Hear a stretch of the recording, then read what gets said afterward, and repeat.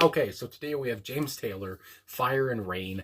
And James Taylor is a guy that I've heard of, I mean, through my father, through other people. I know people love him, and I don't think I've ever listened to the man in my life, and that's the point of reaction, I guess. So anyway, Fire and Rain is, I guess, known as his best song, his signature track, I guess. But again, he does have many other tracks, that's what I've learned. Anyway, so let's get into this, talk about it after, and yeah, let's go. No video, just the song, and let's go.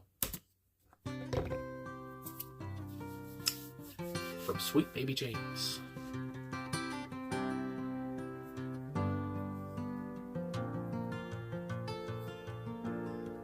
Just yesterday morning, they let me know you were gone. Suzanne, the plans they made put an end to you. I walked out this morning and I wrote down this song. I just can't remember who to send it to. I've seen fire and I've seen rain. Goodness gracious. I've seen sunny days that I thought would never end. I've seen lonely times when I could not find a friend. But I always thought that I'd see you again.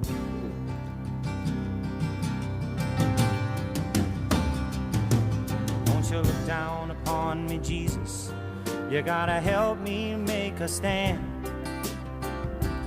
Just got to see me through another day. My body's aching and my time is at hand. I won't make it any other way. Whoa, I've seen fire and I've seen rain. Seen sunny days that I thought would never end. Seen lonely times when I could not find a friend. But I always thought that I'd see you again.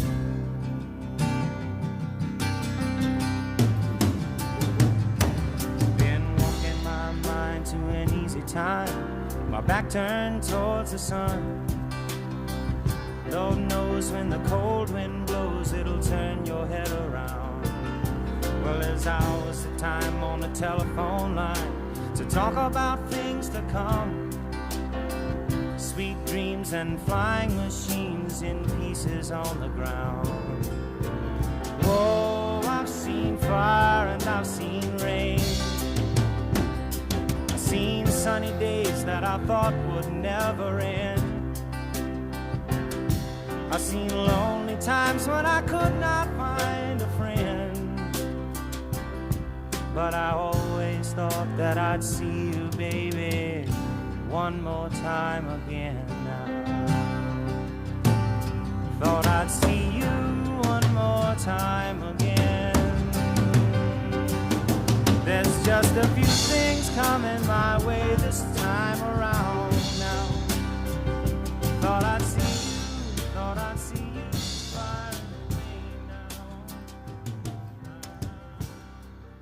Ooh. All right. That's it. James Taylor, Fire and Rain. So, you know, I think some people requested this, especially after I've been listening to Jim Croce. And, yeah, you know, this kind of fits the whole folk rock, soft rock, genres. And, again, I've never listened to James Taylor. This did not sound familiar. I know, again, that this has probably been in, I would probably say in, like, movies and shows or whatever, or even maybe commercials. I don't know. But I know it's a big track from what I've heard, but I've never heard it myself. And, I mean, that's good to hear. And this is a true reaction and all that stuff. But, yeah, so James Taylor's voice, I mean, again, I know he was young here. This is, I believe, I think this was his first album, and he was like 20 when he started writing the song. And I guess it came out in the 70s, so I want to say he must have been like 22 at this time.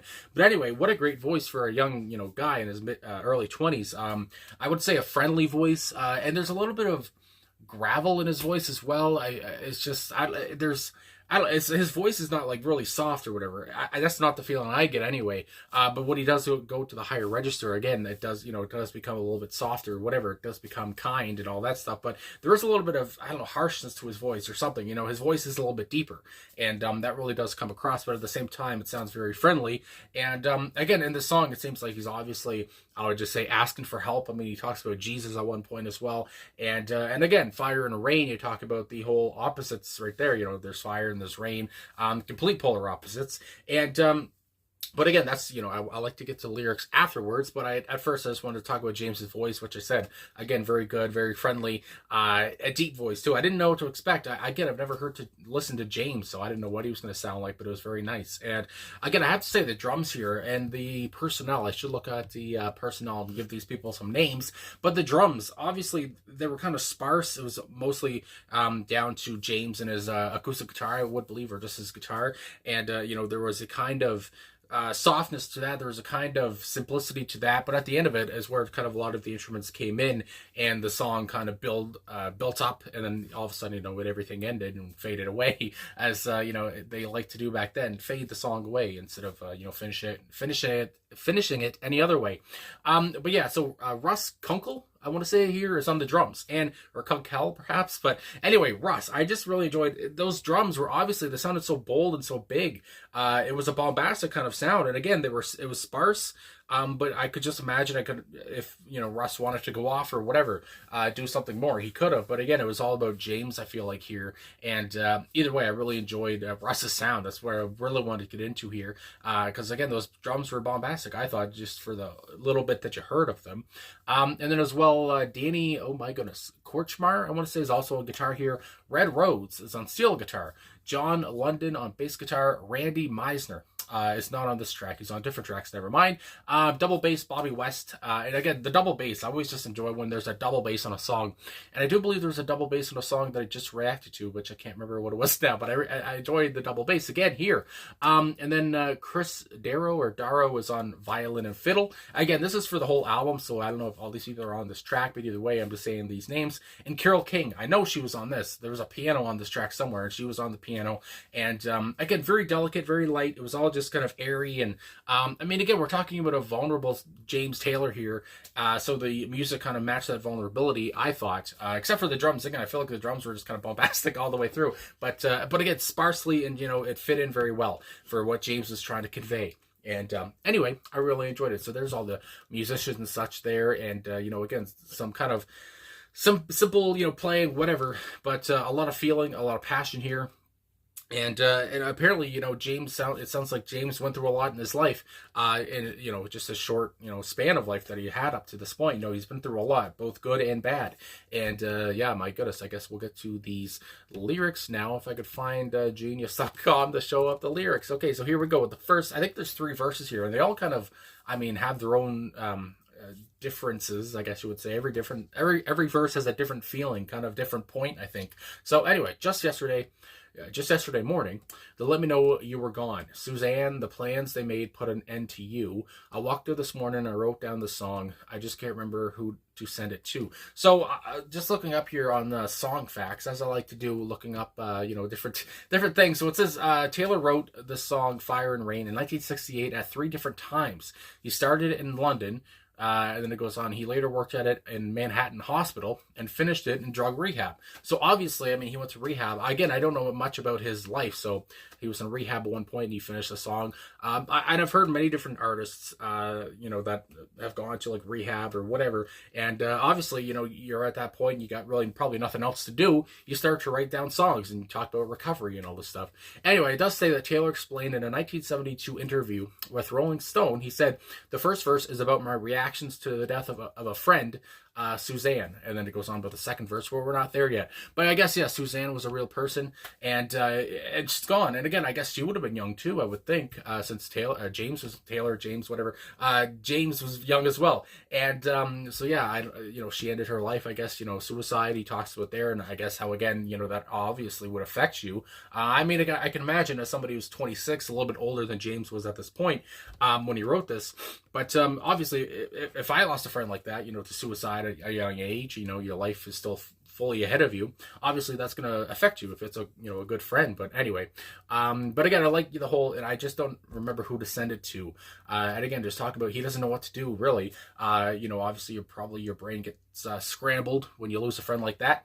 Anyway, then we go into the chorus. I've seen fire and I've seen rain, and I love the way his voice rises at this part. Obviously he gets a little bit more enthusiasm or whatever at this point. I've seen sunny days, and I thought would never end. I've seen lonely times when I could not find a friend, but I always thought that I'd see you again. And again, is he talking about Susan or Suzanne there? Maybe he doesn't want to believe that she's gone, perhaps. But again, it goes on with the earlier parts here. Just talking about how I guess he's seen the best of both worlds. I've seen sunny days where everything's great, and I wish the day would never end. And I've seen lonely times where I could not find a friend, where, I was down in the dumps. Or again, he could just be talking about how he imagined he would see his friend, through all of this, but she wasn't there. Obviously, she's gone, and again, that's hard to get over. Then we go into the second verse. It is hot in here. Good Lord. Anyway, won't you look down upon me, Jesus? You've got to help me make a stand. You've just got to get me through another day. My body's aching and my time is at hand, and I won't make it any other way. Again, it seems like now, this kind of to me anyway, seems pretty straightforward. I'm asking Jesus for help, or asking God, a higher power, if there is any out there, to help me through this. Please, God, help me through this whole situation. I feel like that's what's coming through here. Pretty, simple, I think. I don't know if there's any more to it or not, but that's just what really comes to my big fat head. Then we have the chorus once more, which again, I just love where his voice raises and he just seems a little bit more passionate even through the chorus there. Then we go into the third verse. It's been walking my mind to an easy time, my back turned towards the sun. And this is just the first line of this verse, but it says a lot, I feel like, with the been walking my mind to an easy time. Is he thinking about the memories he had with Suzanne? Is he thinking about the memories maybe even when he wasn't in rehab? Because again, he did say that this third verse is kind of all about his time recuperating in rehab for 5 months. And again, when you're in rehab for 5 months, you can think a lot. And when he says my back turned towards the sun, I feel like, he's turned away from the sun. He's in that depression again. But at the same time, it seems like he wants to get better as we go on. Lord knows when the cold wind blows, it'll turn your head around. Well, there's hours of time on the telephone line to talk about things to come. My goodness, and when he says the whole telephone line thing, I think maybe it's straightforward, as in when he's in rehab, he's calling friends or family, whatever, just to say how he's doing, talking about the things that will come, in the future when he's out and when he's better. This kind of stuff comes to mind. Sweet dreams and flying machines and pieces on the ground. And again, I still think about he might be in pieces on the ground, but he's trying to pick them up. But there is a little part here on Genius.com's bio, because again, I don't know much about James, but it does say the flying machine and pieces on the ground is a reference to the depression he'd been in about the demise of his band, The Flying Machine, which I like that name for a band. The Flying Machine kind of sounds, space age, Anyway, but again, I guess that whole part there was kind of just referring to his whole time in rehab and again trying to get better. And again, you're talking about the loss of a friend, you're talking about his own drug addiction. Things weren't the best at this time for him. And then we have the chorus one more time, and then the outro. Thought I'd see you one more time again. Again, it seems like he can't get over her death. And maybe it was just all a dream, but apparently it was not. There's just a few things coming my way this time around. And when he says that, it almost sounds, again, kind of sad. He still sounds kind of downtrodden, that kind of a thing. Thought I'd see you, fire and rain now. And again, it's just like at the end of the day, even in the end of the track, it's just he still can't believe that she's gone. He still can't believe that she's never coming back. He'll never see her again. And fire and rain, we start how we ended there.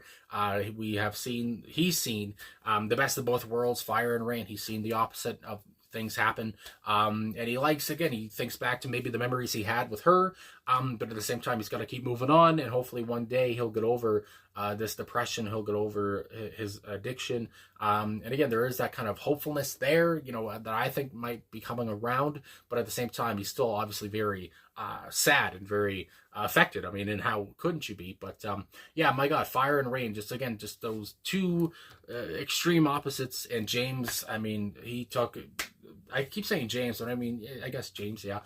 James Taylor, he took those two things and he made such a beautiful, pretty, dark in a way song. Obviously that has stood the test of time, because again, it's known as one of his best, and I see that it has many millions of views here, but again, I've never heard it, which I'm kind of surprised by. But anyway, I guess that's all I gotta say. So my first reaction to James Taylor, I just really enjoyed. Again, the drums were great, where they were, sparse and all that stuff. But I enjoyed their bold sound. James's voice is again just sounds so friendly, sounds so nice, and it's just that kind of deeper tone to it, which I love. And his guitar was great too, all kind of soft and I mean, it's great folk rock. I mean, my goodness, and which is a genre I'll be getting more into. So anyway, I guess that's all I gotta say. So thanks for watching, thanks for liking, subscribing, commenting. I appreciate all the support, and I'll talk to you guys again soon.